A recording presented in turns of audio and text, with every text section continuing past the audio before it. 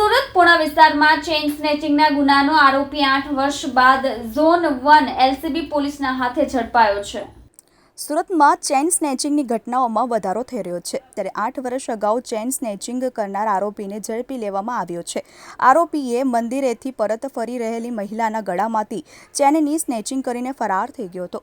આરોપી અનિલ લાલાભાઈ રાઠોડ સવારના મંદિરે દર્શન કરી પરત પોતાના ઘરે જઈ રહેલી મહિલાના ગળામાંથી ચેનની સ્નેચિંગ કરી હતી। અનિલ રાઠોડ સાથે સબ આરોપી શંકર પટેલ બંને મોટરસાઇકલ પર આવ્યા હતા। બાદમાં મહિલાના ગળામાંથી સોનાની હનુમાનજીના પેન્ડલવાળી ચેન જેની કિંમત 42,000 લઈને પાછળ બેઠેલ અનિલ લાલાભાઈ રાઠોડ નાસી ગયા હતા। પકડાયેલા આરોપી સામે અગાઉ પણ કેસ નોંધાયેલ છે। ડિંડોલી અને અડાજણ પોલીસ સ્ટેશનમાં આ કેસ નોંધાયેલો છે।